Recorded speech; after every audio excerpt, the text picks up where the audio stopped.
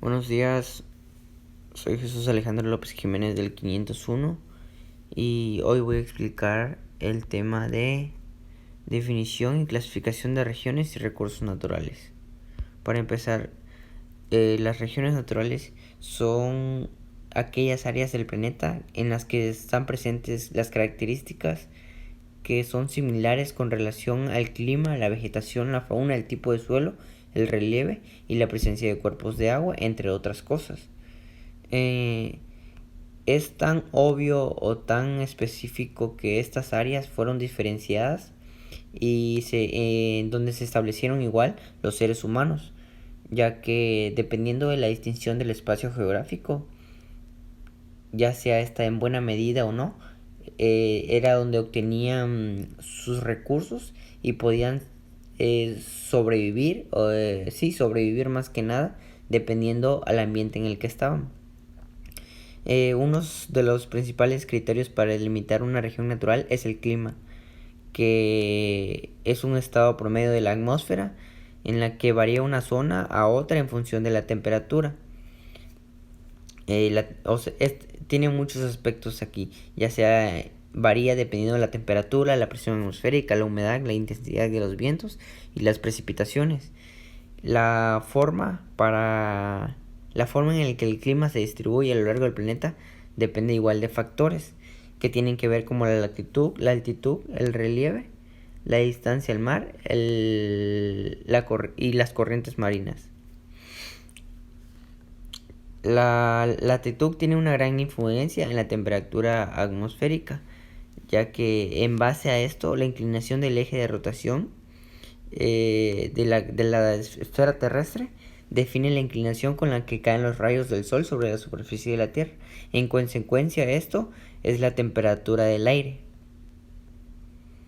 por lo que los rayos solares inciden perpendicularmente sobre la superficie y hace que se concentren en mayor o menor porción sobre una superficie terrestre. Asimismo, otro factor de gran influencia en el clima es la altitud, que este factor explica que es como la latitud, solo que en lugares elevados como las montañas, en donde hace frío, a diferencia de costas que por lo regular suelen ser más cálidas.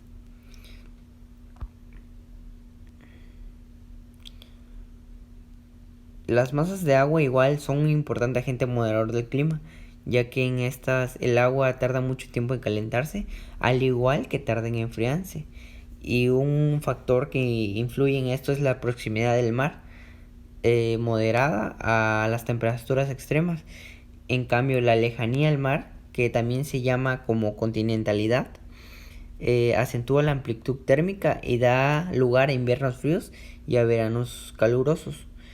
En otras cosas, el clima, junto con el tipo del suelo y el relieve, tiene gran influencia en el desarrollo y la distribución de los seres vivos, ya que al ser climas tropicales con altas temperaturas y lluvias constantes todo el año, de esta manera favorece al desarrollo del suelo fértil y flora y fauna abundante y variada. Las regiones naturales en México. En México existen 4 grandes regiones naturales que se basan dependiendo de las características de su medio físico en el que predominan a lo largo de la superficie del país, y en esta se puede destacar 2 que son las siguientes: la árida, que se conforma de relieves conformados por planicies, mesetas y llanuras extensas. Un ejemplo es el desierto de Sonora. El de tropical húmeda, que es un relieve conformado por preponderantemente por planicies kársticas y elevaciones pequeñas, que es el cañón del Sumidero de Chiapas. Otro es el tropical subhúmeda, que es aquí en el estado de Campeche, en la reserva de la biosfera de Calakmul, que están presentes en sierras y planicies kársticas. Y por último tenemos la templada, que se ubica en regiones elevadas y en zonas de serranía o montañosas, que es en la sierra de Manatlán, Jalisco. Ahora seguimos con regiones biogeográficas de México. En sí, la biogeografía es una rama de la geografía que se ocupa del estudio y la distribución de las especies, al igual que de los ecosistemas que se encuentran en el espacio geográfico. Este tipo de ciencia puede investigar los procesos que han originado, modifican y la que pueden hacer desaparecer a los ecosistemas, seres vivos o todo lo que se encuentra en ella. En México México está dividido en dos grandes regiones bióticas que son realmente importantes. Una es la región neártica y la otra es la neotropical. Estas dos regiones presentan una gran diversidad biológica derivada de las condiciones climáticas, hidrológicas y de relieve del territorio. En la zona neártica o templada, los ambientes son secos o son zonas áridas y los húmedos son bosques y pastizales. En cambio, en la zona neotropical, los ambientes secos están representados por selvas secas y los matorrales espinosos, y los ambientes húmedos por las selvas altas y medianas perennifolias.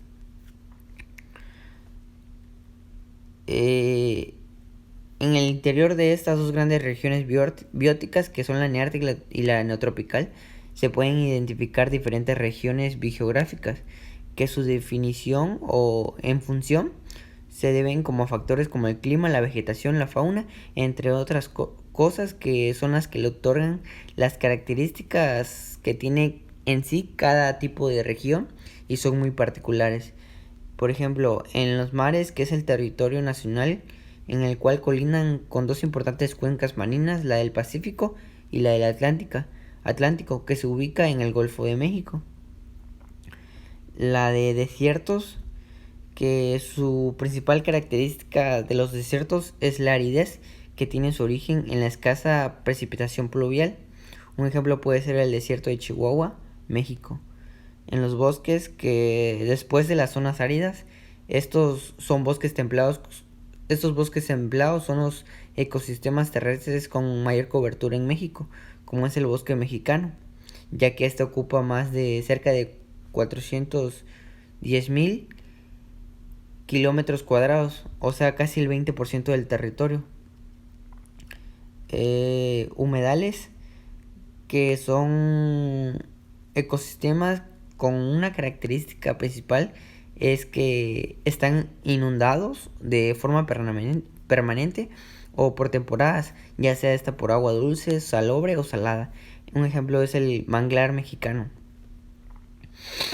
Selvas húmedas, que también son llamadas trópicos o bosques tropicales y se caracterizan por registrar un gran volumen de lluvias y altas temperaturas, ya que estas pueden ser muy constantes a lo largo de todo el año. Un ejemplo puede ser la selva chiapaneca. Las selvas secas, que se caracterizan por registrar una cantidad de lluvia menor a la de las selvas húmedas. O sea, casi no llueve. Y por último tenemos los pastizales, que se suelen desarrollar en zonas que registran lluvias escasas y que tienen una época de sequía muy marcada y con un clima muy fresco. Ahora pasamos a regiones biogeográficas del mundo. Su clasificación se basa más que nada en las características de vegetación y la fauna que se comparten en distintas áreas continentales en nuestro planeta. O sea que estos implican que comparten las mismas características climáticas, orográficas y similares. Más que nada, la explicación más contundente es que en cualquier región donde se pudiera encontrar especies similares de plantas, animales, etc., es porque han mantenido características similares desde mucho tiempo atrás, o sea, se han sabido adaptar al ambiente en el que se encuentra. Esta clasificación de regiones se basa también en las formas de vida en la que habitan cada ser vivo y que pudieron compartir en un pasado y han buscado la manera de buscar una perspectiva evolutiva. En estas regiones biogeográficas del mundo se identifican en especial 8 regiones, que son la paleártica, que incluye Europa y Asia, la neártica, que corresponde a Norteamérica, la neotropical, que corresponde a nuestro México, Centro y Sudamérica, etiópica, que es África, India, que abarca sureste de Asia, Filipinas e Indonesia, australiana, que se encuentra Australia y Nueva Guinea, Oceanía, que se encuentra Polinesia, Fiji, Micronesia y por último Antártica, que se ubica en el continente Polo Sur, en Antártica. Recursos naturales. Para empezar este tema, un recurso se le puede llamar a cualquier elemento que nos proporcione algún tipo de beneficio al ser humano o a la sociedad. O sea, abriendo el otro tipo de concepto que son los recursos naturales, es que son todos aquellos bienes y servicios que la naturaleza nos proporciona sin nosotros alterar el medio ambiente en el que se encuentra, y que son de muchísimo valor y necesidad para el humano. Estos mismos contribuyen a nuestro bienestar y desarrollo de manera directa, ya sea como fuente de alimentación y de materias primas, o indirecta, como es el caso de los servicios ecológicos. A diferencia de los recursos culturales y humanos, estos son generados por el hombre a partir del trabajo. Los recursos naturales son aquellos que están presentes en la naturaleza sin la intervención del humano. Su uso depende no solo de la sustentabilidad y las actividades productivas, sino también de la vida misma del planeta. Y por eso es ahí la importancia de saber utilizarla, de su conservación, de la manera correcta en poder usarla y, o sea, aprovecharla al 100%. La clasificación de estos depende de la disponibilidad en el tiempo, la tasa de regeneración y el ritmo de uso o consumo de los recursos. Y el ritmo de uso o consumo. Estos mismos se clasifican en recursos renovables y no renovables. En algunos de los recursos renovables, si pudieran dejar de serlo, son los que, si su ritmo de extracción o aprovechamiento es cuando supera su capacidad o regeneración, y al momento de pasar esto se puede convertir en recursos extintos, que a la larga puede sufrir un deterioro o incluso puede desaparecer, extinguirse. En este caso hablamos también mucho de la fauna y la flora que se encuentra en peligro de extinción como consecuencia fundamental en la sobreexplotación del hombre. De esto depende igual la sobreexplotación del hombre, que depende de la manera incorrecta en la que utilizamos los recursos naturales, ya sea que al matar a un animalito, o sea, lo agarran para la caza, comercio ilegal, y la alteración del medio ambiente, porque afecta al ciclo que llevan todos los animales.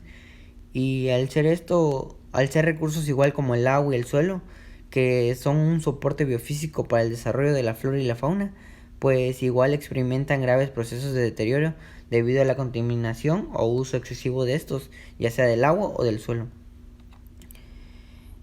En cambio, los recursos no renovables son aquellos que no pueden ser producidos, cultivados o regenerados a un ritmo que pueda sostener su tasa de consumo. O sea, no se puede usar más de lo que se genera. En general, esto se trata de recursos que existen en cantidades fijas en el planeta, o que se extraen o se consumen a un ritmo más rápido del que la naturaleza los proporciona. Un ejemplo puede ser el petróleo, que es un combustible fósil que tardó millones de años en formarse en las profundidades de las tierras y se extrae o se utiliza de manera excesiva. Y este mismo no se puede recuperar. Igual sucede con diversos tipos de minerales metálicos y no metálicos radioactivos, que son como el carbón, el gas natural, los diamantes y todo eso. Dada su escasez, se piensa que los recursos no renovables deben de ser utilizados lo menos posible, ya que se debe procurar el desarrollo de tecnologías que permitan reemplazarlos con recursos ya sean renovables o inagotables.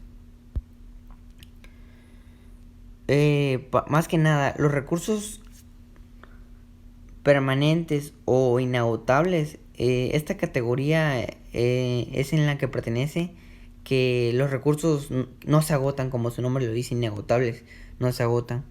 Y independientemente del ritmo o intensidad con el que se utilicen. Todos estos recursos son la radiación solar, la fuerza de los vientos, las olas, las mareas, y que a partir de estos es posible generar energía solar, eólica, hidroeléctrica, termooceánica y marítima.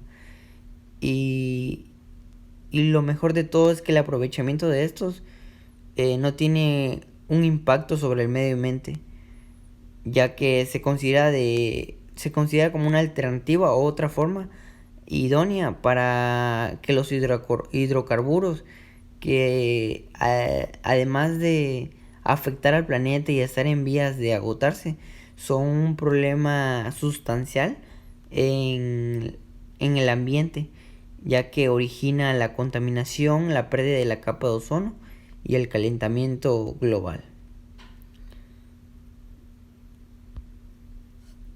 Esta fue la bibliografía que consulté. Eso fue todo. Gracias. Hasta luego.